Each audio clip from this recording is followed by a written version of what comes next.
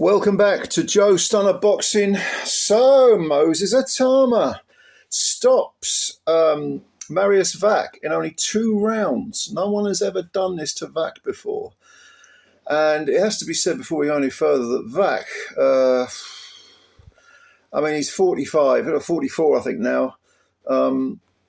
He weighed about 280 pounds. He looked way out of shape and he looked old.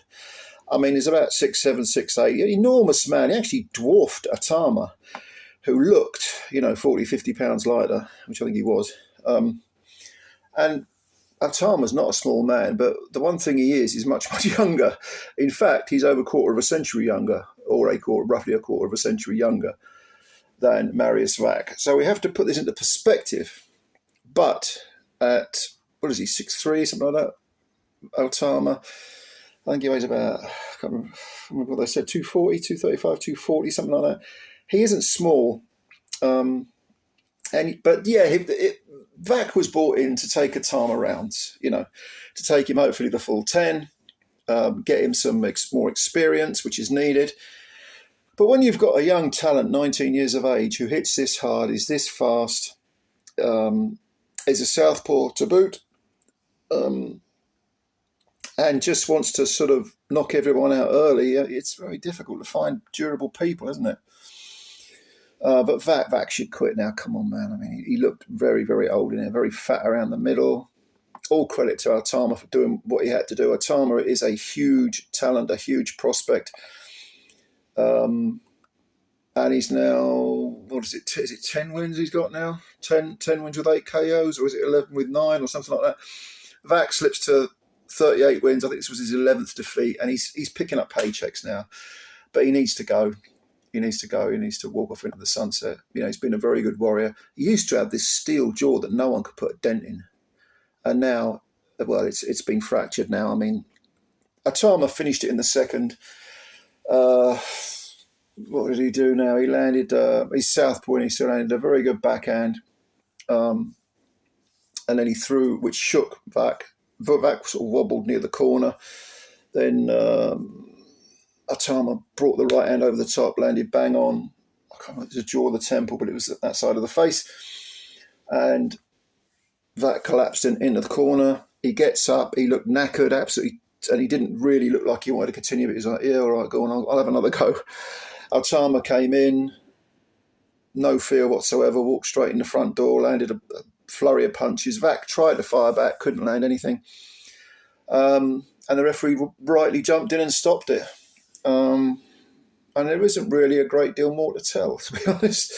It was just a young, learning and hungry lion going in with an old warhorse who, to be honest with you, is a decade past his best probably now.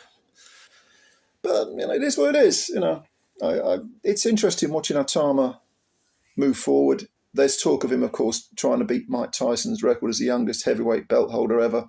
I don't care about that. I want to see Atama move at his own pace, be his own man, have his own identity, carve out his own legacy. If he does it, great. But if he doesn't, who gives a shit? It's not relevant. He will be judged historically on what he achieves. And it's nice to say I was the youngest, I was this, I was that. Okay, yeah, that's nice, but not at the extent of rushing him. Because once you win a world title belt, you've got to defend it. You should be obliged to defend it, or rightly you should be stripped.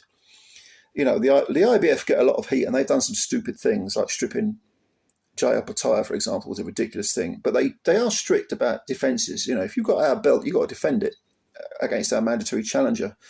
And you can get exemptions where, say, there's a unification or something, but they are quite strict, and I agree with that. Again, they've made some stupid decisions, but a lot of the time I agree with them. Whereas the WBC, you can be, they had Charlo, didn't they, sitting on the WBC middleweight belt for 2 years without doing a damn thing with it. So I think if Atama wins a world title, it'll be at 19, 20, 21. I don't want it to be a jump forward too much. The kid still needs to go 10 rounds a few times.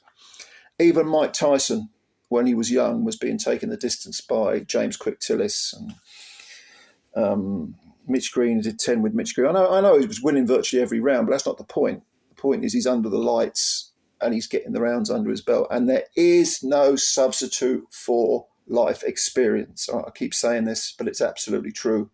You need time under the lights, and you need to face adversity. You need to work, you sort of navigate your way through choppy waters, swim in shark-infested waters, and not get eaten. That's what we need to see Atama in. The question, of course, is who's he going to fight? Who's he going to fight? I mean, Wach was meant to take him rounds, but didn't. I don't know. If you've got any ideas as to who Atama should fight, let me know. Who you think would be a good matchup. It's difficult, isn't it? Difficult. Learning fights. Where are we going to get them from? Anyway, tell me what you thought of the fight. Tell me what you think of Atama. Are you in agreement with me that Mariusz Wach should retire now? Just whatever you've got to say, leave it below. I'll have a read. I'll answer. And of course, as always, I really do appreciate your time. Thank you very much. Comments below. Subscribe to the channel. Hit the like button. You know the drill. Thank you very much for supporting the channel and spread the word about Joe Stunner Boxing. Thank you. Bye for now.